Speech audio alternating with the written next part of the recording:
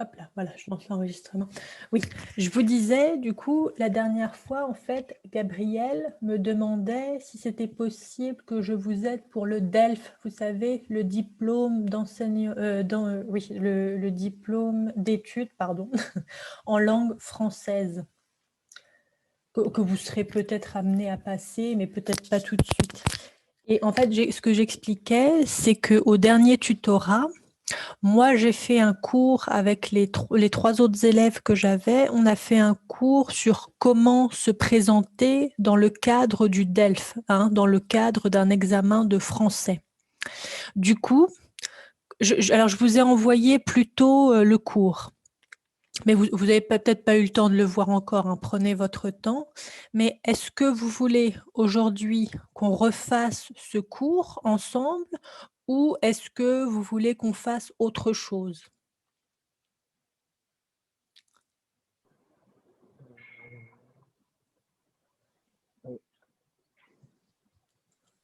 Est-ce que vous voulez le cours que j'ai fait avec les autres élèves sur se présenter dans le cadre d'un examen français? Est-ce que vous voulez... Oui, oui, dis-moi. Autre chose. Autre chose, d'accord. Alors, super. Parce que du coup, en fait, ce cours-là, vous l'avez, du coup, je vous l'ai envoyé sur le WeChat. Vous savez, tout à l'heure, non, pardon, hier soir, hier soir, j'ai envoyé un fichier PDF et c'est sur comment se présenter dans le cadre d'un examen. Voilà. Donc, si jamais, prenez le temps de le lire, hein, vous prenez le temps qu'il vous faut pour le lire dans la semaine. Et si vous avez des questions, on pourra le retravailler ensemble après. D'accord? Aujourd'hui, ce que je vous propose pour cette séance de tutorat, c'est de vous présenter l'université en France. Comment ça fonctionne? Est-ce que ça vous va pour vous après venir en France? Est-ce que ça vous plaît? Est-ce que ça vous convient? Oui? Oui pour Gabriel? Oui pour Théodore? Oui aussi Clément, ça te plaît? Ça te dit? On va étudier comment fonctionne l'université française. Comment est-ce que ça marche? Qu'est-ce que vous, quand vous allez aller en France dans le cadre, vous, de votre échange universitaire, comment se présente une université? Ce que vous pouvez faire là-bas? Quelles sont les différentes salles que vous allez trouver? Ça vous va pour aujourd'hui? On fait ça? On part là-dessus? Oui pour tout le monde? Super. Alors, avant de vous montrer les petites vidéos, je vais vous faire un petit résumé. Donc, il faut savoir que donc, quand vous allez venir en France, vous serez en échange universitaire.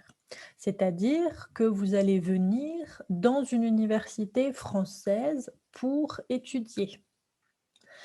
Ce qu'il faut savoir, c'est que bien souvent, vous allez venir sur un semestre.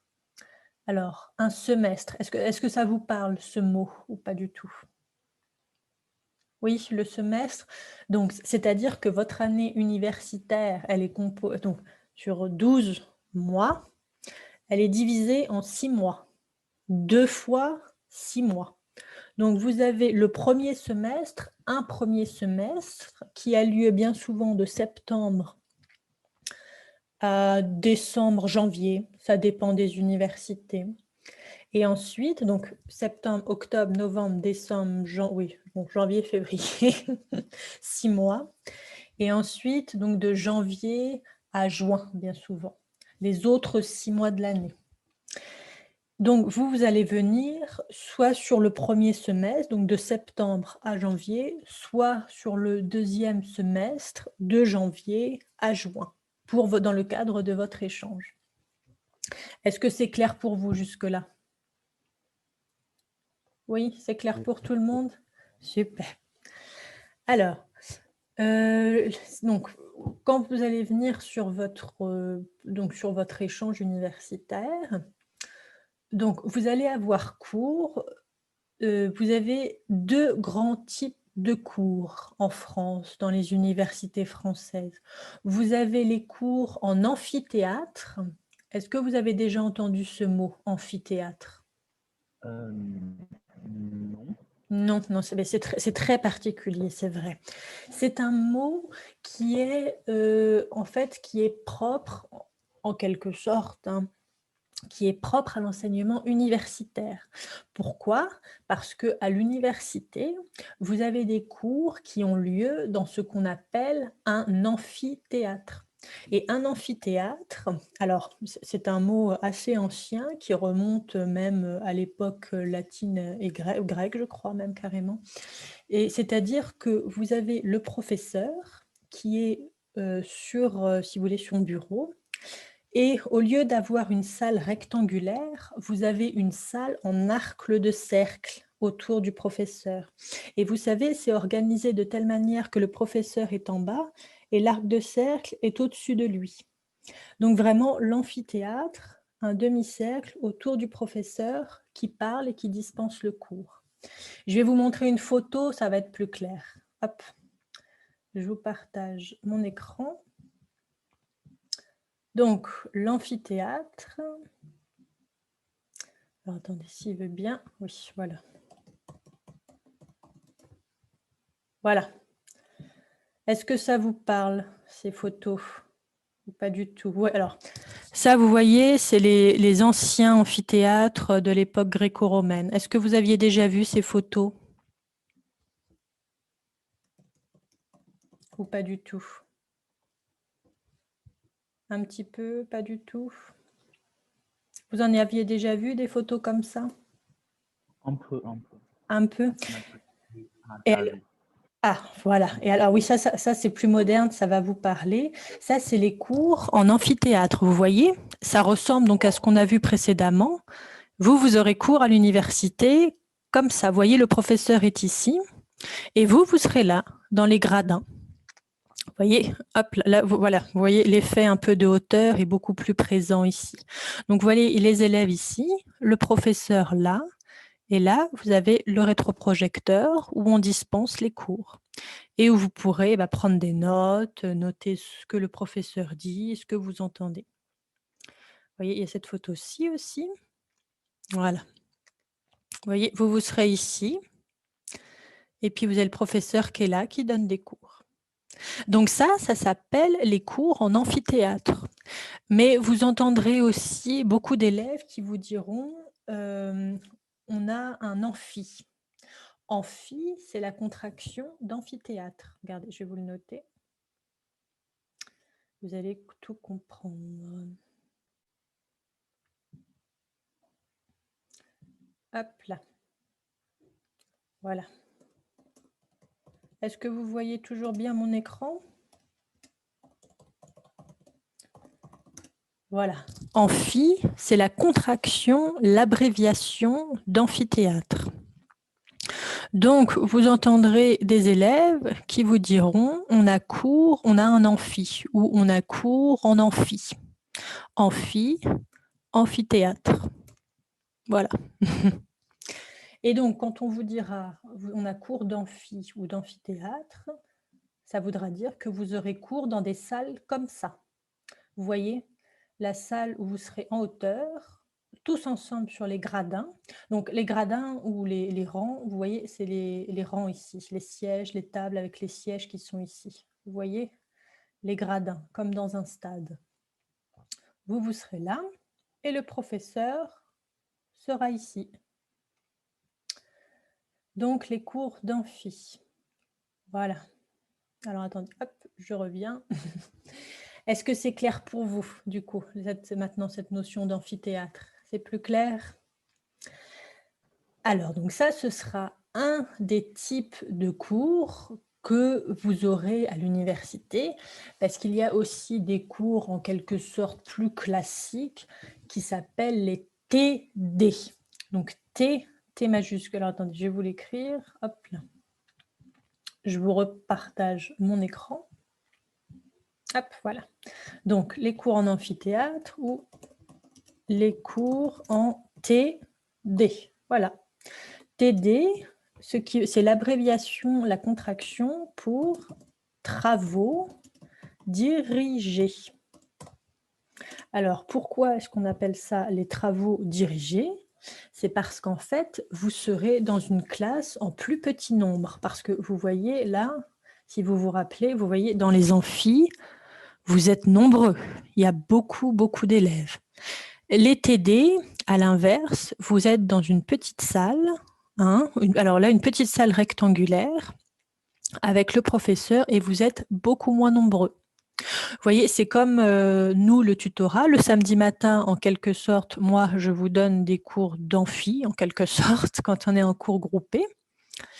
Et on peut dire que là, le tutorat, ce sont des cours en TD, en travaux dirigés, parce qu'on est en plus petit nombre et on travaille de manière, je dirais, oui, beaucoup moins collective, en fait, en quelque sorte.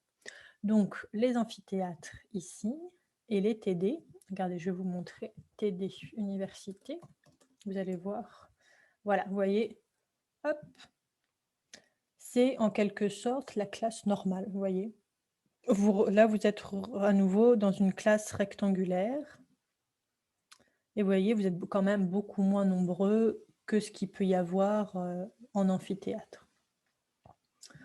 Bon, là, ils sont quand même nombreux. Mais là, par exemple, vous voyez, en plus petit nombre, et vous travaillez avec le professeur, vous voyez. Voilà. Donc ça, pour les TD. Donc, 2 types de cours à l'université qu'il faut retenir. Donc, les cours en amphi ou amphithéâtre ou les cours en TD, les cours de travaux dirigés. Voilà. Hop. Donc ça, c'est vraiment les deux, en fait, c'est les 2 types de cours propres à l'université. C'est vraiment ces 2 cours-là. Soit les cours d'amphi, soit les cours de TD, les travaux dirigés. C'est les 2 seuls types de cours que vous aurez à l'université. C'est clair pour vous? Oui. J'ai une question. Oui, dis-moi. Nous avons eu le mot TD. Oui, Ça veut dire que nous faisons les exercices. C'est exactement. au contre de enseigner la connaissance. Très bien. C'est ça, c'est en amphi, exactement, et c'est parfait. Vous faites les exercices en TD, exactement. Vous allez faire des exercices beaucoup plus pratiques. Vous allez faire des exercices, des mises en situation, des choses pratiques en TD, très, très bien. Et pour effectivement enseigner la connaissance, ce sera en amphi, où le professeur vous enseignera son savoir et le cours de manière générale. Super, très bien, bravo. C'est la définition même de TD et amphithéâtre. Bravo à vous. C'est bien ça. Donc, sur les cours, voilà, il y a surtout ça à retenir. Comme l'a dit très justement Clément, donc la différence entre TD et amphithéâtre.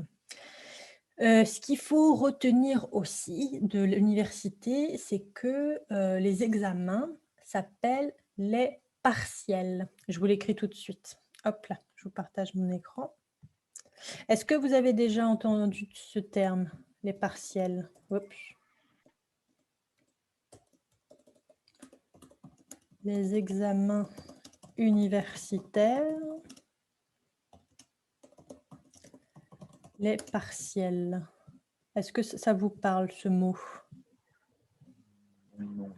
Non, pas trop, c'est pas grave.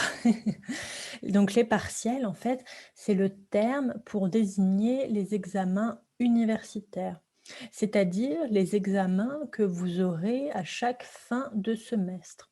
Donc vous, comme vous venez sur un semestre, en fait, vous n'aurez en quelque sorte qu'une session d'examen.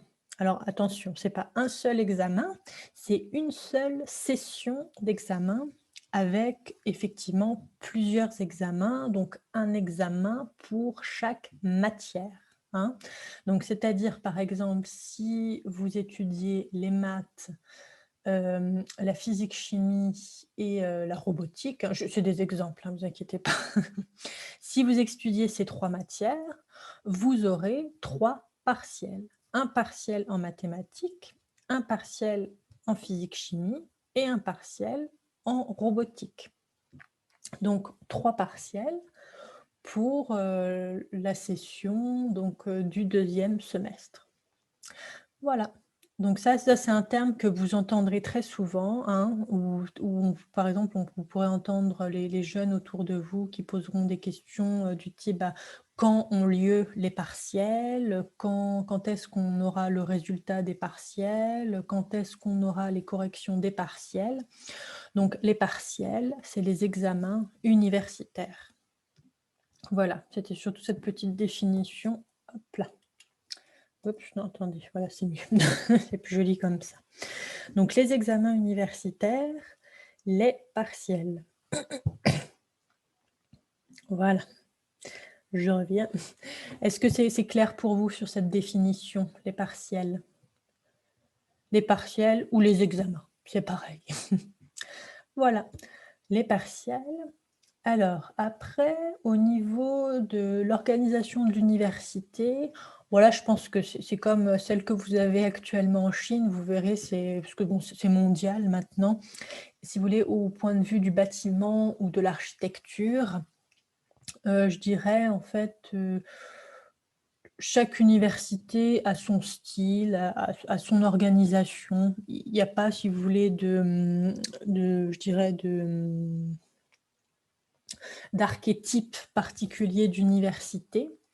Les seules choses que vous serez amenés à retrouver dans une université, donc c'est les salles d'amphithéâtre, donc ce que vous avez vu en photo tout à l'heure, les classes de TD, donc là où vous ferez les exercices, les mises en pratique, le restaurant universitaire, qu'on appelle également bien souvent le Crous. Alors attendez, je vais vous le noter ça. Hop là, donc là, les partiels. Oh, voilà. Le restaurant universitaire. Donc, c'est là où vous pourrez manger notamment le midi, hein, pour votre repas du midi. Le Crous en majuscule, donc C-R-O-U-S.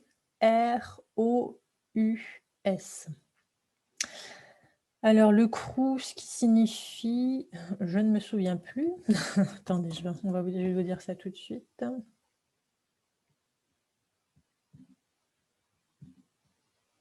Ah, alors attendez, Crous. Ah voilà, Centre régional des œuvres universitaires et scolaires. Bon, vous inquiétez pas, c'est pas à savoir par cœur ça, mais ce qu'il faut retenir, c'est que bien souvent, dans le discours estudiantin, enfin, quand vous interagirez avec les jeunes de la fac sur place, vous entendrez souvent, par exemple, on pourra vous dire: «On va manger au Crous». Pour le midi, donc on va manger au Crous, on va manger au restaurant universitaire. Voilà. Et donc ces restaurants universitaires, alors attendez, voilà, je reviens. Donc ce restaurant universitaire, alors après c'est pareil, ça vous verrez, ça dépend de l'organisation de l'université, mais bien souvent avec votre carte étudiant, vous savez la carte étudiant qu'on vous distribuera, vous pourrez payer avec, vous pourrez payer votre repas. Mais ça, chaque université vous expliquera la démarche, vous montrera. Mais donc ce qu'il faut retenir, c'est que le Crous, C-R-O-U-S, bien souvent, ça fait référence quand vous entendrez notamment le midi: «Ah bah, on va manger au Crous», on va manger au Crous, c'est-à-dire on va manger au restaurant universitaire. Est-ce que c'est clair pour vous cette notion-là aussi? C'est clair pour vous? Super. Donc le Crous, après donc on a vu, donc vous aurez des amphithéâtres, des salles de classe normales, un restaurant universitaire, Donc après, vous avez, bien souvent, vous savez, des stades ou des salles de sport attenantes aussi à l'université, donc pour tout ce qui est sport, activités sportives et voilà, de manière générale, vous avez oui, vous pouvez trouver en plus du restaurant une cafétéria. Vous savez ce que c'est une cafétéria? Ça vous parle ce terme? Un peu. Un peu. Alors la cafétéria, c'est pas tout à fait un restaurant, c'est un endroit où vous pouvez prendre un café. Alors, parce qu'en France, on a une expression, c'est aller prendre un café, ça veut dire aller faire une pause. Et la cafétéria, vous pouvez donc vous trouverez des petites choses à manger, mais pas forcément des repas complets. Vous trouverez plus des sandwichs ou des snacks. Vous savez ce que c'est les snacks? Vous savez les petits, oui les petits snacks, les biscuits, ce genre de choses, à grignoter en fait, de la nourriture à grignoter, mais pas des repas complets. Vous trouverez aussi à boire des boissons chaudes ou fraîches, mais c'est vraiment, si vous voulez, dans l'optique de faire une pause, hein. Attendez, je vais vous montrer une photo d'une cafétéria universitaire. Hop, cafétéria ah bah, vous voyez, cafétéria Crous, vous voyez, ils l'utilisent aussi pour la cafétéria. Alors, vous voyez, voilà. Ça, c'est voilà, c'est ça, une cafétéria. Vous voyez, c'est ce genre d'endroit où vous trouverez, bah, plus ce genre de choses à manger que des repas complets comme une cantine, vous voyez? Voilà. Hop et vous voyez ici, hop, la cafette. Donc c'est vraiment, vous voyez, pour vous installer, prendre une boisson chaude, faire une pause en quelque sorte. Vous voyez, ça c'est une cafétéria et alors attendez, je vais vous montrer la différence avec le restaurant Crous. Vous voyez? Voilà, vous voyez, le restaurant, c'est vraiment pour vous asseoir et manger, hein, avec, voilà, vous voyez, vous avez vos plateaux repas, vraiment un repas complet, hein, comparé, à la cafétéria. Voilà. Donc ça, c'est le restaurant. Voilà, vous voyez, restaurant et la cafétéria où vraiment vous n'aurez pas, vous voyez, vous n'aurez pas les plateaux, vous n'aurez pas tout ça, en fait. Hop là. Est-ce que c'est clair pour vous? Est-ce que vous avez des questions sur ces notions ou c'est clair pour vous? J'ai une question, avec une Oui, question. dis-moi. Est-ce que le cours signifie seulement le restaurant et la cafétéria? Non, alors, très, très bonne question. Alors, le Crous, effectivement, si tu veux, en fait, c'est toute une organisation, hein. Le Crous, c'est vraiment c'est ce qui organise, je dirais, la vie des étudiants, en quelque sorte. Heu, il a également aussi, si tu veux, le Crous, il propose des logements universitaires pour les étudiants. Alors, je sais plus, je crois que les étudiants étrangers y ont droit, je ne sais plus. Faudrait que je me renseigne, mais je crois que les étudiants universitaires y ont droit. Mais effectivement, si vous voulez, je dirais que le Crous organise la vie des étudiants en France. C'est-à-dire que alors c'est pas, si vous voulez, c'est pas une organisation obligatoire, dans le sens où, c'est pas, quelque chose auquel vous devez adhérer, mais c'est une aide, en fait. C'est une aide pour les étudiants. Donc c'est un organisme qui va vous proposer une aide au logement, une aide à la nourriture avec le restaurant et la cafétéria. Il va pour vous proposer aussi, au niveau des bourses étudiantes, hein, c'est le Crous qui organise les aides financières. Donc c'est vraiment, si tu veux, un organisme organisationnel multiforme et physiquement parlant, effectivement, il va gérer des établissements, bah, comme certains logements qui sont donc affiliés au Crous, donc les logements, mais effectivement aussi le restaurant et la cafétéria. Mais effectivement, très, très bonne question. Le Crous, gère aussi les logements, bien et tout ce qui est, oui, gestion financière, ce genre de choses, oui. Est-ce que c'est clair pour toi? C'est plus clair? Super. Alors, attendez, je vérifie l'heure dans ce... Professeur, Oui, oui, oui. professeur, Oui, dis-moi, Théodore. quelle est la différence entre la café euh, et un cafétéria? Ah oui, alors en fait, si tu alors c'est la même chose. En fait, c'est la même chose, mais si tu veux, alors je vais te remontrer l'image. En fait, si tu veux, en France, c'est vrai. Alors attends, je vais me remettre sur. Oups. Voilà, je vais vous repartager mon écran. Hop là. Hop. Alors attends, je vais te remontrer la photo. En fait, si tu veux, en France, on utilise beaucoup les abréviations. Mais là, ce que tu vois ici, la cafette, en fait, c'est le mot cafétéria ici, mais qui a été coupé en deux, tu vois. On l'a coupé en deux parce qu'en français, c'est souvent qu'on utilise les abréviations. Est-ce que ça vous parle, ce mot, abréviation? Est-ce que vous savez ce que ça veut dire? Oui, un peu. Un peu, alors je vais reprendre. En fait, une abréviation, c'est quand vous avez un mot qui a été bien souvent raccourci. On rend un mot moins long. Par exemple, vous voyez, on va prendre le cas de cafétéria. Alors, attendez. Oui. Cafétéria. En fait, cafette ou cafétéria, c'est la même chose. C'est juste que le mot cafétéria, vous voyez, parce qu'il est un peu trop long à dire, en quelque sorte, hein, en français, hop, on a séparé comme ça, café, oups, cafette, on a gardé le mot café, on a ajouté le T et hop là. Café, cafette, cafette. Voilà. En fait, c'est vraiment une abréviation. Alors, pourquoi? Pourquoi? C'est parce que là, c'est pareil. En fait, si vous voulez, c'est culturel. Culturellement parlant, en français, il est très souvent, vous entendrez, notamment dans le langage oral, alors pas à l'écrit, parce que c'est vrai que c'est pas forcément très, très poli, mais à l'oral, bien souvent, on coupe les mots, parce que Un resto. culturellement, oui, oui. Un resto. Oui, exactement, exactement, exactement. Un resto, vous voyez, voilà, très bien. Le restaurant, hop, à l'oral, on va dire, bien souvent, le resto universitaire.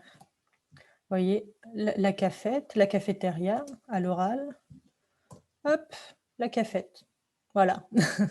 Alors ça, c'est vraiment, si vous voulez, il n'y a pas de règle à proprement parler, il n'y a pas de règle grammaticale ou oui, d'orthographe ou de conjuguer. Enfin, c'est vraiment, c'est à l'oral en fait. C'est à l'oral, vous entendrez, voilà, les gens parlent comme ça en fait, en quelque sorte. Le resto, la cafette. Par exemple, vous voyez les examens aussi, vous pourrez entendre les examens. On va vous dire, ah, les examens, voilà. Parce qu'en français, bien souvent, les mots de 3 syllabes ou plus, on peut, alors c'est pas tout le temps, hein, c'est pas tout le monde ne le fait non plus, mais certaines personnes les coupent effectivement.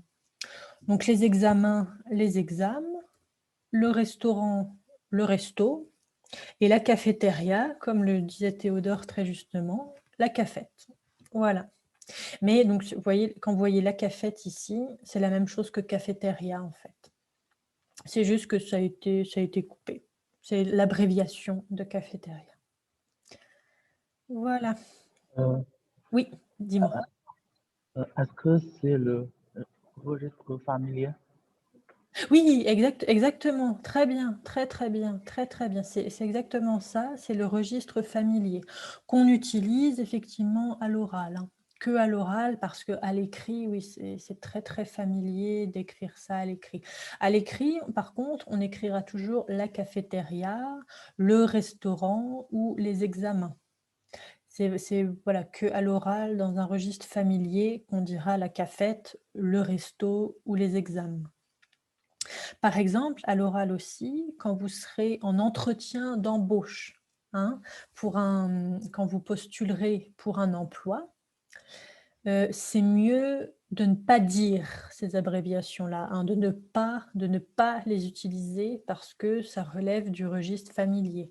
Donc à l'oral, vous direz aussi, si vous êtes amené à le dire, hein, bien sûr, mais vous direz aussi, par exemple, quand on vous demandera de parler de vos occupations, vous pouvez dire, eh bien, le vendredi, par exemple, le vendredi soir, je vais au restaurant avec mes amis.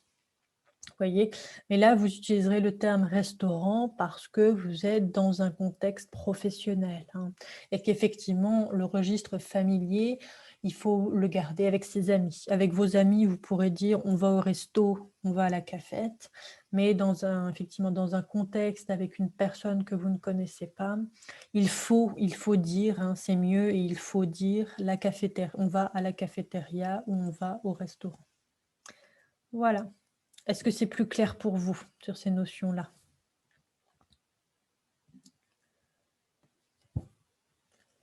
Théodore, c'est bon pour toi aussi? Oui, super. Clément aussi?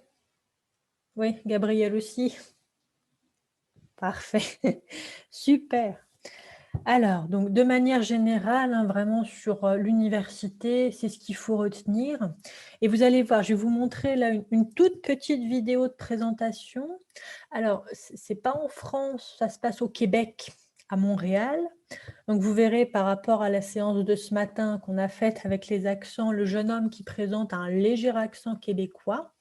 Mais vous verrez, j'ai pris expressément cette vidéo parce que vous verrez, c'est le schéma type en fait des universités que vous retrouverez en France aussi. Hop, je vous montre ça tout de suite. Hop là, voilà. Donc là, on va à Montréal avec la visite guidée du campus. Ah oui, alors le campus, est-ce que vous connaissez ce terme ou pas du tout? Oui, oui. Oui, super. Alors le campus, c'est là où se situe l'université en fait. C'est le campus universitaire, c'est l'université. C'est le lieu où vous vous retrouverez en tant qu'étudiant c'est l'université, voilà. C'est votre lieu d'études en fait. Hop, je vous mets la vidéo. Alors vous me dites si vous entendez bien. Vous entendez bien? C'est bon pour vous? Est-ce que vous avez entendu la musique au début? Oui. Oui, super. Oui. Hop là. Salut tout le monde, je m'appelle Pasco. Aujourd'hui, on visite le pavillon Jean-Briand.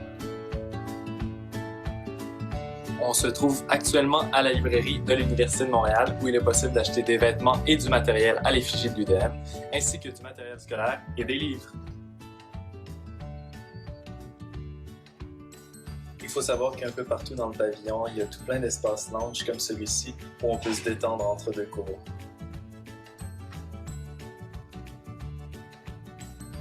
Il faut également savoir que le deuxième étage du pavillon Jean-Briand connecte avec le pavillon de la faculté de droit qui s'appelle Maximilien Caron.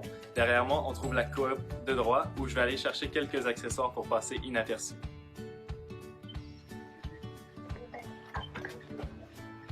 Je pense que ça devrait suffire.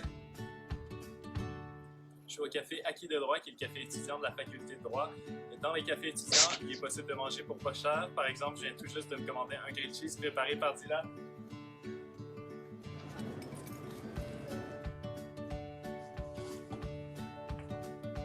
Actuellement dans le café 2285 de Jean-Briand.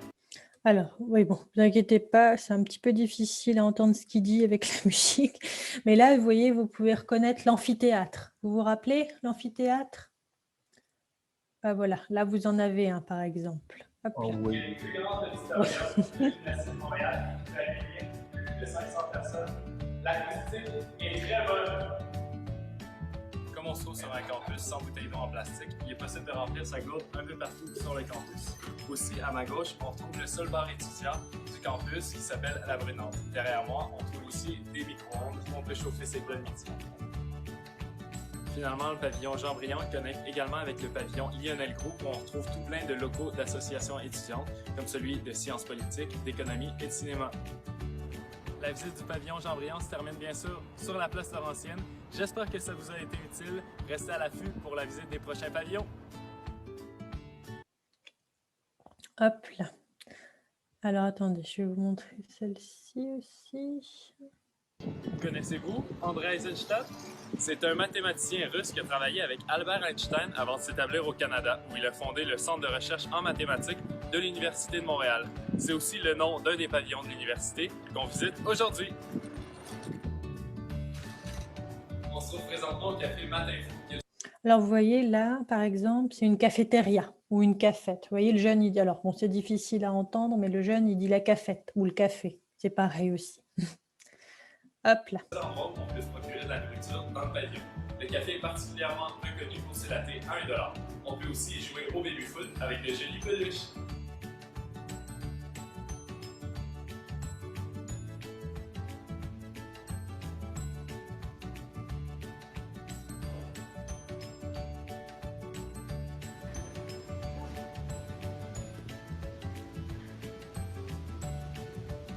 Présentement dans la bibliothèque de mathématiques et informatique, qui est sûrement la bibliothèque la plus lumineuse du campus. On peut entre autres y jouer à des jeux de société, écrire des formules savantes sur les murs et se reposer dans des poufs. Oui, alors maintenant, alors peut-être pas partout, mais vous avez des salles de repos, effectivement, dans certaines universités. C'est-à-dire des salles où vous pouvez soit faire la sieste, soit vous reposer quand vous en ressentez le besoin. Hop là. On se trouve actuellement dans le laboratoire Jacques Saint-Pierre, qui est un des nombreux laboratoires informatiques du pavillon. Si vous étudiez en mathématiques, en statistiques ou en informatique, vous avez de fortes chances d'avoir un travail pratique dans ce local.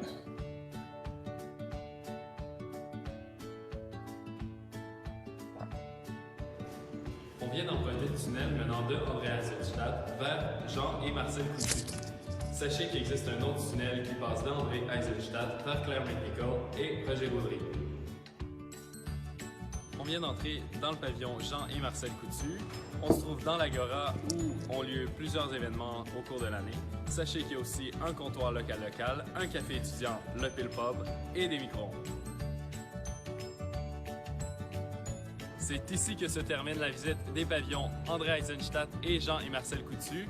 Pour ceux qui s'inquiètent pour la peluche, rassurez-vous, elle a été rendue au café Matinfo. Merci beaucoup et à la prochaine! Hop là.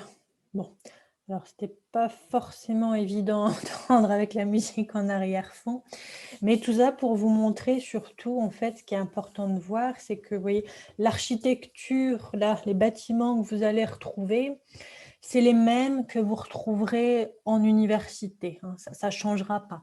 Vous avez les amphithéâtres, les salles de classe normales, la cafette ou cafétéria, et les restaurants ou restos universitaires ou le crous universitaire. Voilà, donc ça c'est pour la présentation physique de l'université. Maintenant, je vais vous montrer un petit reportage. Alors, c'est à propos d'Erasmus. Est-ce que vous connaissez ce programme, le programme d'échange Erasmus? E-R-A. Alors, attendez, je vais vous l'écrire. Hop. Du tout. Alors, attendez, je vais vous montrer. Erasmus, c'est un terme que vous entendrez souvent en France parce que ça correspond à un programme d'échange en fait universitaire européen, hein, c'est-à-dire que les étudiants européens, si vous voulez, par exemple d'Espagne ou du Portugal ou d'Italie, vont venir étudier en France. Et réciproquement, un Français ira étudier en Suède ou en Norvège ou dans un pays, en tout cas, qui fait partie de la communauté européenne. Et donc, ça s'appelle le programme Erasmus. Alors, je vais vous montrer une petite vidéo de présentation. Vous allez voir, ça va vous parler. Hop là. Hop.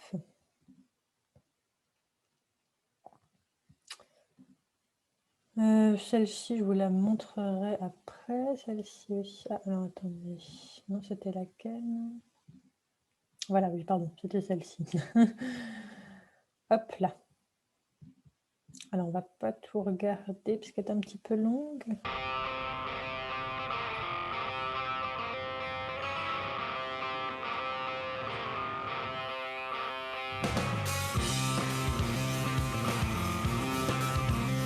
à tous et bienvenue dans cette émission. Nous sommes à la Cité internationale universitaire de Paris où se croisent chaque jour des étudiants venus du monde entier. La France accueille chaque année des étudiants étrangers en nombre et à Paris, beaucoup d'entre eux sont logés dans ce lieu dont nous découvrirons l'histoire passionnante tout à l'heure. Mais avant cela, penchons-nous sur celle du programme Erasmus qui fête ses 30 années d'existence. Ce programme d'échange entre des étudiants venus des différents pays européens est une véritable réussite. Regardez. 33, c'est le nombre de pays qui participent au programme Erasmus. Les 28 de l'Union européenne, plus l'Islande, la Norvège, le Liechtenstein, la Macédoine et la Turquie. À la création d'Erasmus en 1987, on ne comptait que 11 participants. Aujourd'hui, 5 millions de personnes ont déjà effectué un séjour à l'étranger grâce à Erasmus. Plus de 3 millions d'étudiants, mais aussi des lycéens, des apprentis, des formateurs et des demandeurs d'emploi. Rien qu'en France, plus de 600 000 étudiants et plus de 120 000 enseignants en ont bénéficié. L'Hexagone est après l'Espagne le pays qui envoie le plus de candidats. Il est troisième dans l'ordre des pays d'accueil, derrière l'Espagne et l'Allemagne. Le budget européen consacre 16 milliards 400 millions d'euros au programme Erasmus de 2014 à 2020, dont 1,5 milliard pour la France. Un investissement fructueux puisque 1 million de bébés seraient nés grâce à Erasmus, avec un étudiant sur 4 qui aurait trouvé son partenaire lors de son séjour. La France est l'un des pays au monde qui accueille le plus d'étudiants étrangers, plus de 300 000 chaque année. Alors pourquoi cet attrait pour les études en France? La question a été posée à des étudiants de divers horizons. Ils viennent de Russie, d'Italie ou de Norvège et ont choisi Paris, Strasbourg, Toulouse pour leurs études. Les universités françaises ne sont pas en tête des classements internationaux. Pourtant, elles attirent toujours plus de 310 000 étudiants étrangers chaque année. Vyacheslav Terenziev en rêvait depuis son enfance dans le sud de la Russie. Le voilà à 23 ans étudiant à Paris, à la prestigieuse université de la Sorbonne. Pour moi, c'est tout d'abord l'histoire, puisqu'il y a pas mal de gens hyper connus qui ont fait ces études ici, tels que Marie Curie, Louis Pasteur. Et pour moi, d'étudier, de faire mes études dans le même endroit que eux, c'est extraordinaire. L'étudiant russe a aussi choisi Paris pour sa réputation de capitale festive. Je pense que c'est une association étudiant qui a... Je suis pas sûr. On va demander. Excusez-moi, c'est quoi? C'est l'école centrale. L'école centrale. Là. Ok. Une fête, c'est mi-octobre. C'est toujours pour les étudiants faire la fête, c'est l'habitude, quoi. On ne fait pas que les études en France. La douceur de vivre, ce Norvégien l'a trouvé à 2000 km au sud de sa ville, à Toulouse. Il apprécie le soleil, les 20 degrés de plus au thermomètre et les petits plaisirs du quotidien. Depuis 3 ans, ce doctorant en optoélectronique a choisi Toulouse, capitale de la recherche aérospatiale. Il y a beaucoup appris, même s'il lui a fallu un petit temps d'adaptation à l'université française et son sens très latin de l'organisation. Le matin, il faut que je regarde mon emploi de temps pour voir est-ce que j'ai vraiment cours aujourd'hui. En Norvège, ça arrivait une fois pendant les 3 ans que j'ai fait mon licence. Parce que là, tous les cours ils sont déjà programmés presque 2 ans en avance. Pour son année Erasmus à Strasbourg, cette Italienne a dû investir d'abord dans une doudoune. Si Francesca Filippucci a choisi la France pour ses études de médecine, c'est moins pour le climat que pour la qualité de l'enseignement, très axé sur la pratique. Pour dermatologie, tu peux faire ici un mois de stage à l'hôpital. En Italie, une semaine. Et c'est différent parce qu'ici, tu peux apprendre la pratique. En Italie, nous faisons plus les leçons, les cours, les livres. Après les États-Unis et le Royaume-Uni, la France est le 3e pays qui accueille le plus d'étudiants étrangers chaque année.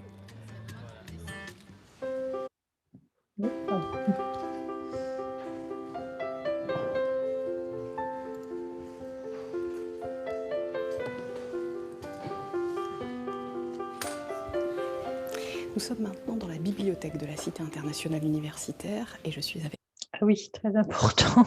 J'ai oublié de vous dire tout à l'heure, dans les bâtiments, dans les grands ensembles que vous retrouverez dans les universités, vous avez effectivement la bibliothèque universitaire. Ça vous parle, la bibliothèque universitaire? Vous savez ce que c'est une bibliothèque?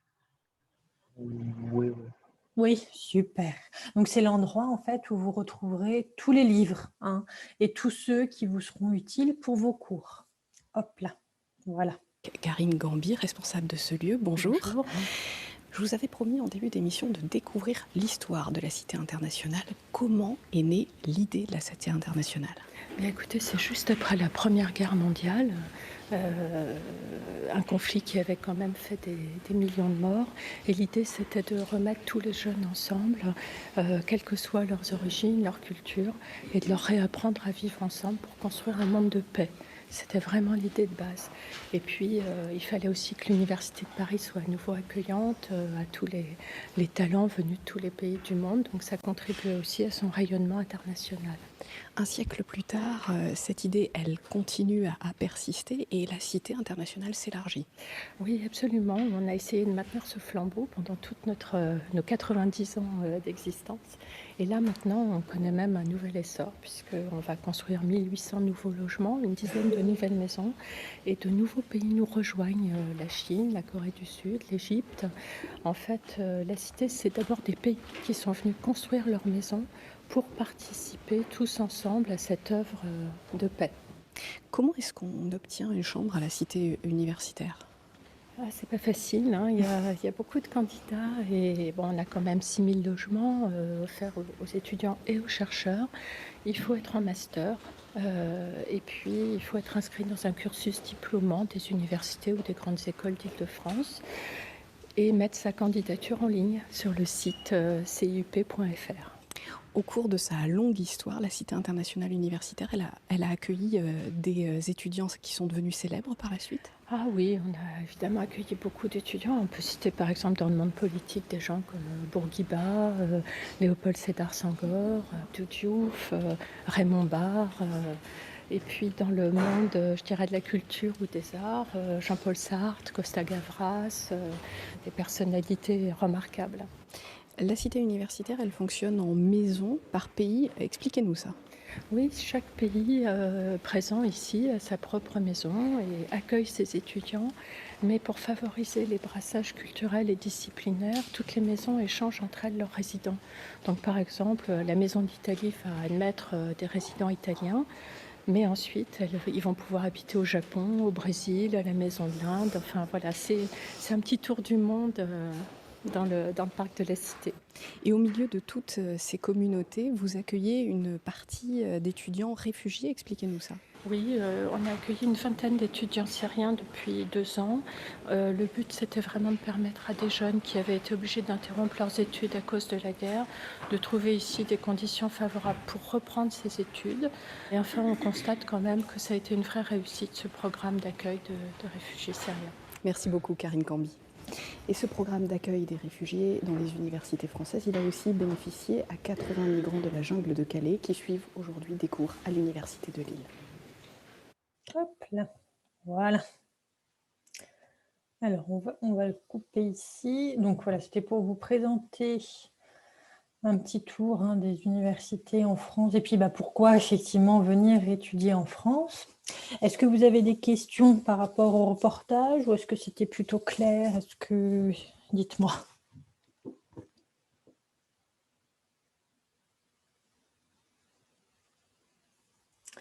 C'était clair pour vous? Vous avez tout compris?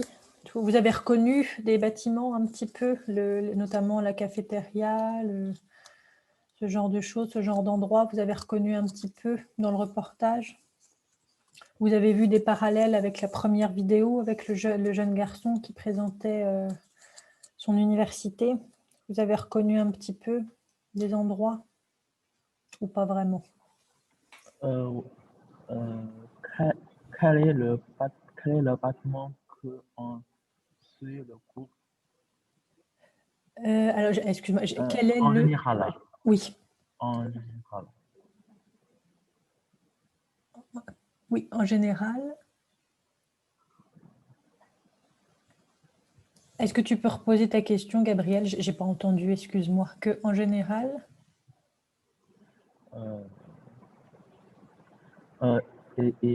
il y a seulement 2 types de classes pour suivre le cours. Oui, tout à fait. Vous avez 2 types de cours, les TD, donc les travaux dirigés.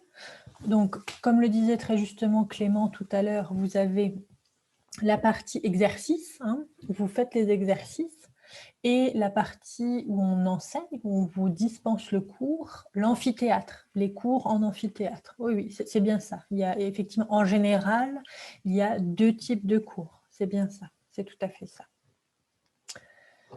Super. Est-ce que c'était clair pour vous, cette petite vidéo du coup? Bon, il y avait beaucoup d'informations, hein, mais est-ce que vous avez réussi à voir un petit peu des éléments, des choses? Est-ce que vous avez compris le programme Erasmus, le programme d'échange entre la France et entre les pays européens? La vidéo est très rapide. La vidéo est très rapide. Oui, c'est vrai. La vidéo est très rapide. Oui, c'est vrai. Elle était très rapide, c'est vrai. Mais si vous voulez, en fait, elle présentait dans une première partie donc la notion d'Erasmus. Donc vous, en quelque sorte, en fait, c'est ce que vous serez amené à faire, un échange universitaire.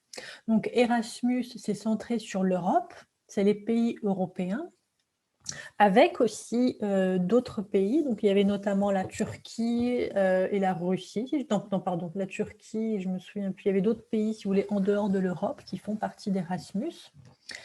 Mais vous serez aussi amené, donc l'année prochaine ou quand vous viendrez en France, vous serez un peu comme pour le procédé Erasmus, en échange universitaire. Voilà, c'était surtout ça qu'il fallait retenir, que vous avez les échanges universitaires en France. Donc c'est ce procédé-là, en fait, le procédé d'échange universitaire.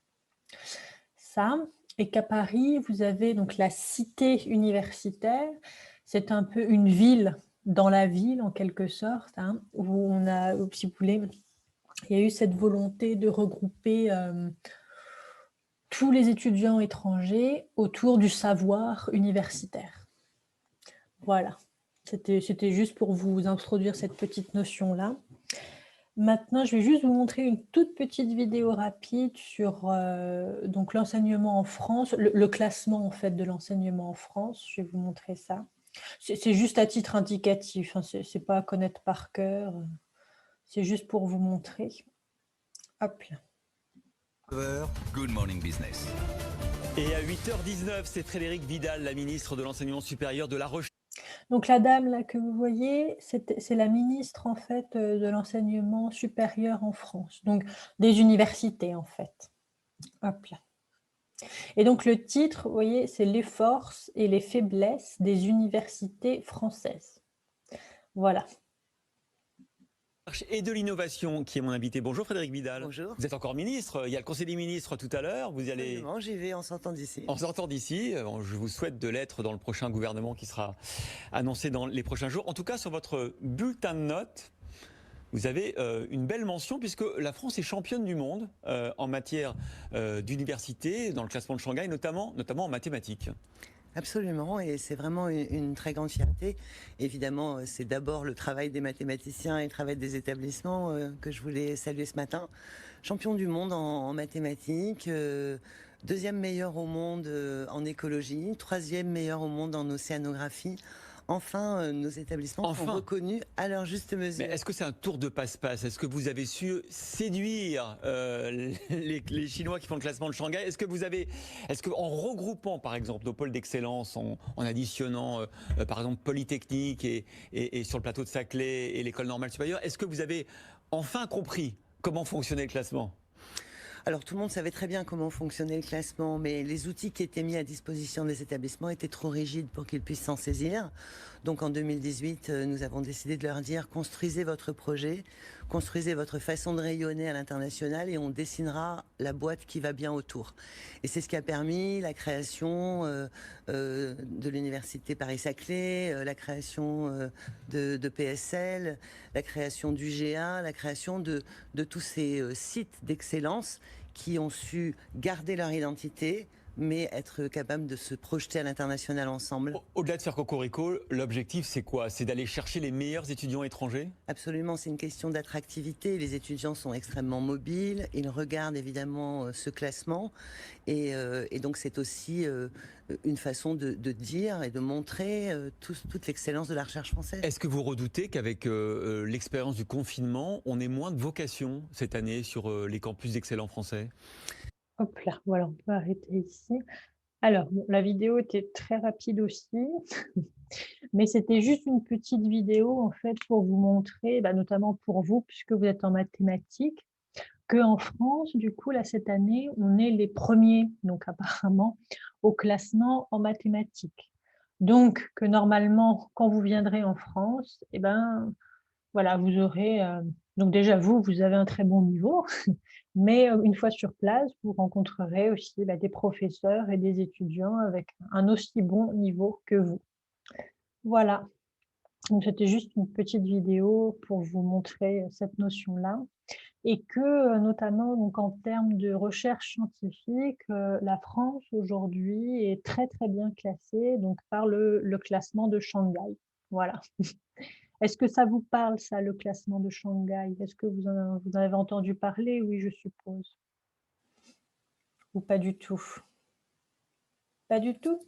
Alors, en fait, c'est un classement annuel qui classe par ordre de compétences, en quelque sorte, toutes les universités dans le monde. Vraiment, toutes les universités. Et on fait un classement sur quelle est la meilleure université, et ainsi de suite, jusqu'à la dernière, la moins bonne. Mais bon, c'est un classement indicatif, ce n'est pas une valeur absolue. Mais si vous voulez, donc aujourd'hui, pour vous dire qu'apparemment, en France, donc en 2020, on est très fort en maths au niveau universitaire. Voilà, c'était juste pour vous montrer ça.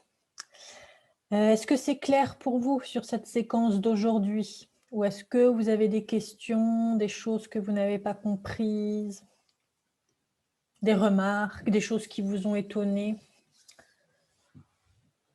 Ou est-ce que c'est clair pour vous? Est-ce que vous avez compris sur les universités en France? Alors, bien sûr, c'était pas... Bon, il y a bien sûr d'autres choses. Là, c'était vraiment, si vous voulez, un petit résumé global sur ce que vous trouverez en arrivant. Mais on fera d'autres cours plus précis sur les campus, donc l'université en elle-même, comment s'organise. Avec le temps, on verra ça au fil du temps. On étudiera ça plus en profondeur. Mais là, est-ce qu'aujourd'hui, pour cette séquence introductive, c'est clair pour vous? Donc, l'université avec, est-ce que vous vous rappelez les deux types de cours qu'il y a? Comment est-ce qu'ils s'appellent? Est-ce que vous vous rappelez des noms? L'amphithéâtre. Très bien, très très bien. L'amphithéâtre. Les classes en TD. Oui, très bien, exactement. Les cours en amphithéâtre et les classes en TD. Très très bien. Donc ça voilà, ça c'est le principal, je dirais, à retenir, le cours en amphithéâtre et les classes en TD. Ensuite, vous avez le Crous, donc qui gère donc, le restaurant le Crous, ou la cafétéria ou la cafette le Crous, et également le Crous pour les logements, mais ça, on étudiera ça plus tard. Voilà. Est-ce que vous avez des questions, vous, de votre côté?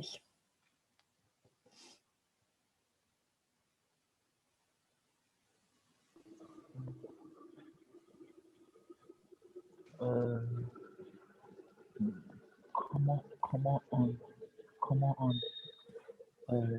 y a quel type de bâtiment pour habiter? Ah, il y a quel type de classement pour... Alors, j'ai pas entendu le dernier mot, excuse-moi, pour... Il y a quel type de bâtiment pour habiter? Pour ABC, c'est-à-dire pour... Habiter. Logement. Ah oui, pardon, d'accord, oui, pardon. Oui, tout à fait. Alors, Tu veux dire comment est-ce que sont classés les logements, c'est ça? Comment est-ce que sont... C'est par rapport au classement des logements, tu veux dire les logements qui sont classés A, B, C, D ou E, c'est ça dont tu parles, Gabriel? Peut-être. Parce qu'en fait, c'est parce que tu as vu des classements sur les logements, c'est ça?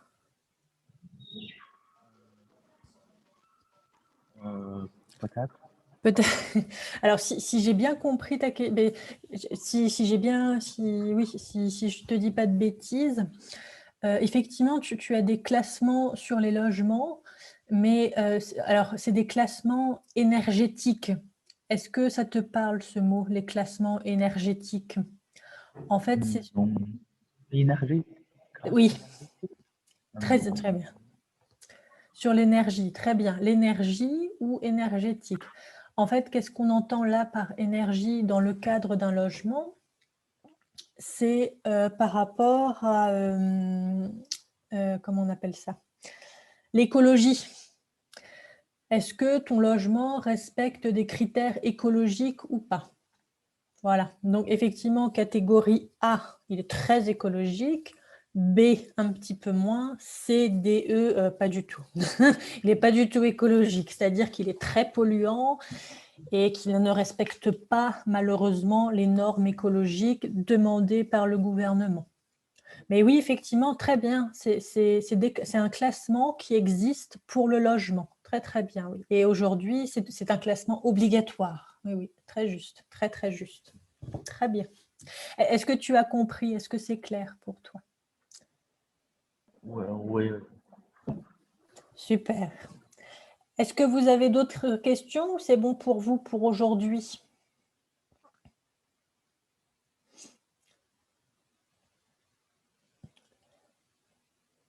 C'est bon pour vous pour aujourd'hui? Pas d'autres questions? C'est bon pour moi. D'accord. Pour Clément et Théodore, est-ce que c'est clair pour vous aussi? Est-ce que c'était clair la séance d'aujourd'hui? Est-ce que vous avez des petites questions ou est-ce que c'est tout est clair pour vous? Oui, c'est clair. Oui, Merci. Super, de rien. De rien. Bah, merci à vous pour votre attention. Et puis, donc j'enverrai le lien pour la vidéo et le cours sous peu, juste après. Merci à vous. Et je vous dis du coup à la semaine prochaine. Voilà. Bonne soirée et à bientôt. Au revoir. Au revoir. Au revoir. Merci. Au revoir. Hop là.